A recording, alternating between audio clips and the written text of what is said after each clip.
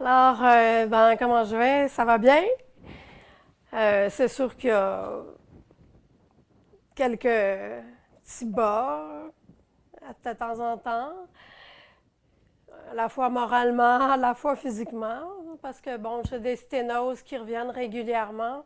C'est les cicatrices de l'opération à l'intérieur qui sont comme, ils se referment trop aux bronches. C'est comme si je cicatrisais trop. Alors, ils doivent faire une petite opération mineure, là. Ils rentrent un ballon, puis ils dilatent les bronches. Donc ça, j'ai des sténoses récidivantes, ce qui fait que mes poumons, mes fonctions pulmonaires descendent. Là, mon père, là, je remonte. Là, ça arrive, je redescends. Mais je croise les doigts que ça va se replacer. Il y a mes jambes je fais de la neuropathie aux jambes qui est fatigante. Là. Je peux pas faire toutes les activités que mes poumons me diraient tu as le droit de faire. Mais pour ce qui est du reste, là, je suis en vie, je suis heureuse. Je pense que ça résume comment je vais. Le premier mois a été très, très, très difficile. Les premiers jours, les 2 premières semaines, là, les douleurs étaient vraiment atroces. J'ai eu de la misère avec mon épidural. J'étais paralysée par la douleur. Ça a été très, très dur, mais je dirais que c'était rien à comparer à ce que j'ai vécu avant, parce que au moins je respirais. Les douleurs étaient grandes, mais j'avais le respire, tandis que avant l'opération, les mois avant l'opération, chaque respiration demandait un effort considérable. Alors, j'étais contente d'être dans l'état où j'étais, même si les douleurs, je me disais, ce n'est qu'une étape. Parce que je le savais, j'ai eu beaucoup d'amis qui ont été transplantés, puis je savais que après ça, ben, ça irait mieux. J'oublie de parler de mes oreilles parce que ça avait commencé avant l'opération. J'avais commencé déjà à perdre l'ouïe à cause d'un médicament. Et puis, c'est un autre médicament d'après l'opération qui m'a achevé. Si je trouve ça difficile, bon, je me suis habituée. Maintenant, c'est ça ma vie. C'est sûr que je trouve ça très difficile parce que je suis une musicienne. Je joue un petit peu de piano, mais mon instrument de base, c'est le violon. Je joue un petit peu de violon. Ben, je jouais un petit peu de violoncelle aussi. Mais bon, j'entends plus du tout. Toutes les notes sont pareilles. La musique, j'entends juste le rythme quand on le met fort, là, dans l'auto de mon frère, là, des fois, là. Puis, c'est dur pour les conversations. Si avec les adultes, ça va pas pire parce qu'ils comprennent, ben, surtout avec ma mère puis mon père, qu'il faut parler lentement, tout ça. Puis, peut-être parce que les voix sont avec mes appareils, évidemment, parce que sans mes appareils, j'entends rien du tout, là. Je fais souvent le saut quand on arrive en arrière de moi.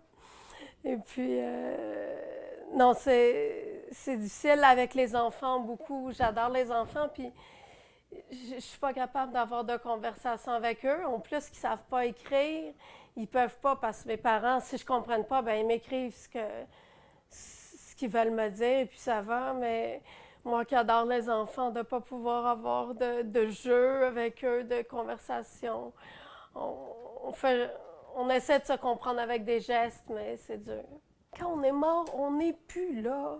On est ailleurs. Moi, je crois qu'il y a d'autres choses. On est ailleurs, mais le corps, on n'en a plus de besoin.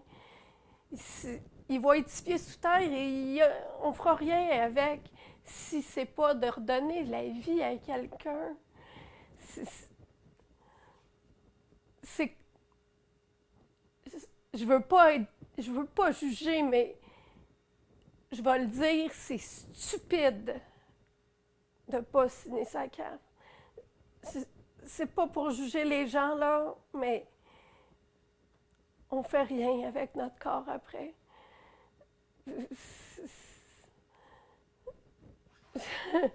C'est parce que je pense à toutes mes amies qui attendent des poumons, puis il y en a d'autres qui attendent d'autres choses, des reins qui sont à dialyse depuis des années. J'ai rencontré des gens à l'hôpital, là. Un homme, ça faisait 3 ans qu'il attendait ses reins. C'est long, ça. Moi, j'ai attendu 14 mois mes poumons dans un état qui était similaire à la mort, là. C'était collé dessus, là. Les dernières semaines, ma mère a dit, là, je sentais la mort qui rôdait autour de ton lit, puis elle a dit, excusez-moi.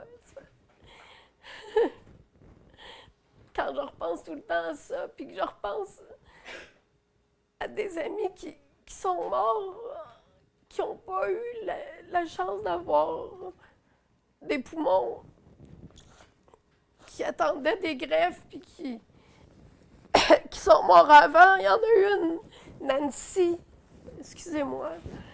Nancy, elle est morte le jeudi soir et le vendredi soir, ils ont eu ses poumons. Le vendredi matin, ils ont eu ses poumons. C'est déjà, ça s'est produit l'été passé. C'était quelle date exactement? C'est ça, c'était le 16 juillet. 16 juillet. Dans la nuit du 16 au 17. Quelques jours avant l'anniversaire de son frère, qui a la fibrose kystique lui aussi. Alors, ça a été comme le cadeau d'anniversaire de Benjamin. Est-ce que c'était dur pour vous autres? L'opération, la greffe, le tout. Avant l'opération, l'après, ça demande de l'énergie à des parents. Mais le dernier soir, le 15 juillet au soir, c'est moi qui ai couché avec elle à l'hôpital. Dans la dernière semaine, elle ne voulait plus que je sorte. Et puis, elle avait reçu sa petite filleule, puis elle m'avait demandé si elle partait de la remplacer comme marraine. On a parlé longuement, mais c'était comme si elle abandonnait. Fait que le 16 au matin, quand le docteur Bertillon m'est arrivé pour dire qu'on avait les poumons, ça a été une grande surprise parce que nous, on pensait qu'elle allait mourir dans les jours qui venaient. Vu qu'elle abandonnait peu à peu, elle n'était plus capable, elle était dans un état d'extrême faiblesse, de malnutrition, elle n'avait plus de muscles, elle ne marchait plus. Et quand vous la voyez aujourd'hui, même si elle a des problèmes de surdité, problèmes de santé, qu'elle prend beaucoup de médicaments, c'est quoi la réflexion que vous avez comme parent? La même qu'elle a fait. Il n'y a pas une semaine où elle ne me dit pas « Maman, j'en reviens pas, je suis vivante. » Il y a un de ses amis, justement au centre de transplantation où on va régulièrement, qui a été greffé, lui, il y a à peu près 4-5 ans. Et elle lui racontait justement toutes ses aventures, puis les pertes d'audition et ainsi de suite. Et puis, à chaque fois qu'il disait quelque chose, la face lui tombait. Puis à un moment donné, il n'a pas pu s'empêcher de lui poser la question, mais il dit, avec tout ça, tu ne regrettes pas d'avoir subi cette greffe-là? Elle dit, écoute, il n'y a rien comme être en vie, puis je suis très heureuse, malgré tout ce qui m'est arrivé par la suite. On a plus de temps maintenant pour voir l'avenir, et puis peut-être que ces choses-là vont diminuer avec le temps, vont se résorber, mais essentiellement, je ne regrette rien. Alors, on peut continuer à donner nos organes, fait que moi, signer tout le temps quand je reçois, puis si un jour j'ai un accident, ben, on pourra sûrement utiliser... Où est-ce que tu sais qui t'a, dans un premier temps, sauvé la vie avec la greffe de poumon, et dans un deuxième temps, avec le rein? Bien, en fait, on sait pas le nom, on sait un petit peu... Bon, quel âge il y avait, tout ça, si c'était un homme ou une femme. Mais ce qui est sûr, c'est que ça va faire 7 ans, là, puis il n'y a pas une journée que je passe sans penser à mon bienfaiteur, mon donneur, mon bienfaiteur qui m'a redonné la vie. Et puis, ben maintenant, ça va être deux personnes à qui je vais penser. Je vais penser à celui qui m'a sauvé la vie dimanche, mais qui m'a... Attention, Roxane, te localiser. Qui m'a donné une chance d'avoir une meilleure qualité de vie. Puis je remercie sa famille, puis moi, je sais qu'il y a quelque chose de l'autre bord, puis cette personne-là, un jour, je vais la rencontrer.